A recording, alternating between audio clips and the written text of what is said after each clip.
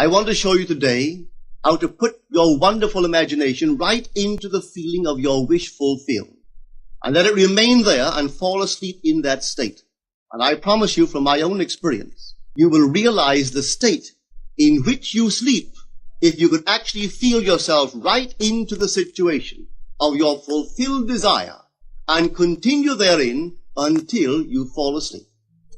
As you feel yourself right into it, remain in it until you give it all the tones of reality, until you give it all the sensory vividness of reality. As you do it, in that state, quietly fall into sleep.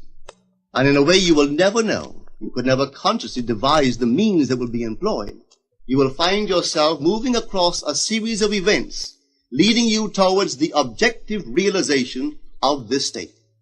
Now here is a practical technique. The first thing you do, you must know exactly what you want in this world. When you know exactly what you want, make as lifelike a representation as possible of what you would see and what you would touch and what you would do and physically moving in such a state. For example, suppose I wanted a home, but I had no money, but I still know what I want. Without taking anything into consideration, I would make as lifelike a representation of the home that I would like, with all the things in it that I would want.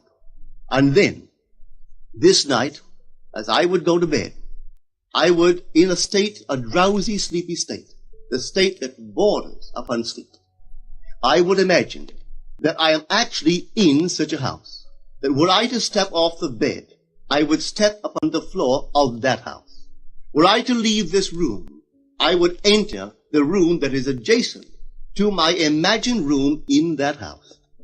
And while I am touching the furniture and feeling it to be solidly real, and while I am moving from one room to the other in my imaginary house, I would go sound asleep in that state.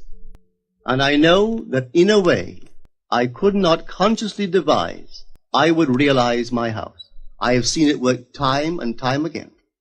If I wanted promotion in my business, I would ask myself what additional responsibilities would be mine were I to be given this great promotion. What would I do? What would I say? What would I see? How would I act? And then in my imagination, I would begin to see and touch and do and act as I would outwardly see and touch and act were I in that position.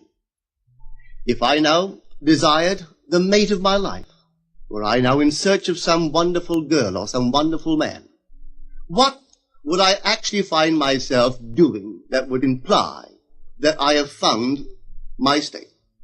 For instance, suppose now I was a lady. One thing I would definitely do, I would wear a wedding ring. I would take my imaginary hands, and I would feel the ring that I would imagine to be there. And I would keep on feeling it until it seemed to me to be solidly real. I would give it all the sensory vividness I am capable of giving anything.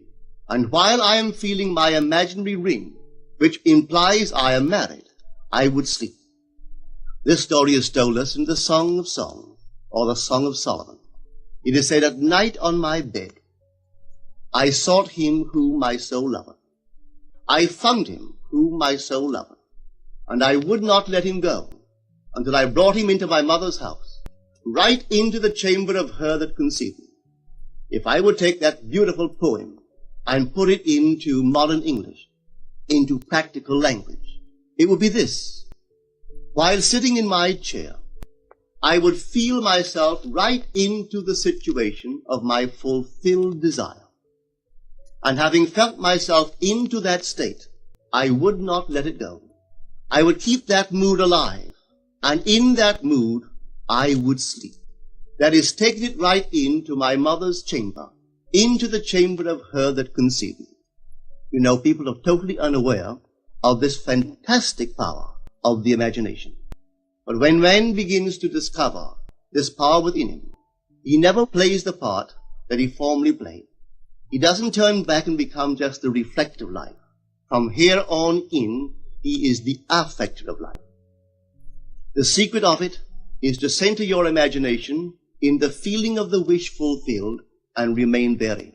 For in our capacity to live in the feeling of the wish fulfilled lies our capacity to live the more abundant life.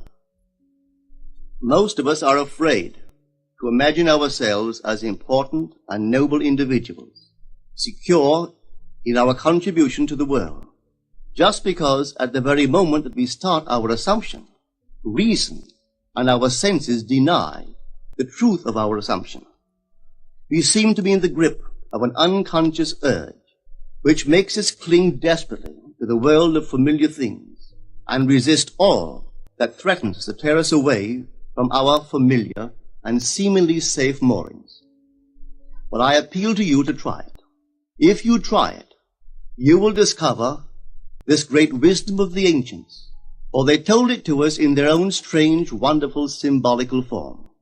But unfortunately, you and I misinterpreted their story and took it for history when they intended it as instruction to simply achieve our every objective.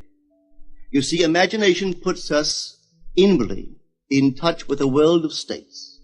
These states are existent. They are present now. But they are mere possibilities while we think of them. But they become overpoweringly real when we think from them and dwell in them. You know, there's a wide difference between thinking of what you want in this world and thinking from what you want. Let me tell you, when I first heard of the strange and wonderful power of the imagination, it was in 1933 in New York City. An old friend of mine taught it to me. He turned to the 14th of John, and this is what he read. In my Father's house are many mansions. If it were not so, I would have told you. I go to prepare a place for you.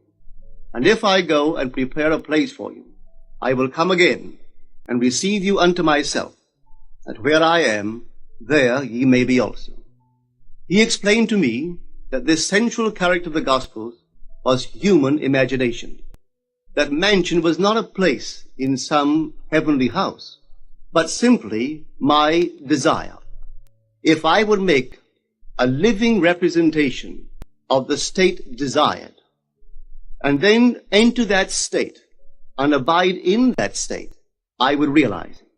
At the time, I wanted to make a trip to the island of Barbados in the West Indies, but I had no money. He explained to me that if I would that night, as I slept in New York City, assume that I was sleeping in my earthly father's house in Barbados, and go sound asleep in that state, that I would realize my trip. Well, I took him at his word and tried it. For 1 month, night after night, as I fell asleep, I assumed I was sleeping in my father's home in Barbados. At the end of my month, an invitation from my family came, inviting me to spend the winter in Barbados. I sailed for Barbados the early part of December of that year. From then on, I knew I had found this Savior in myself. The old man told me that it would never fail. Even after it happened, I could hardly believe that it would not have happened anyway. That's how strange this whole thing is.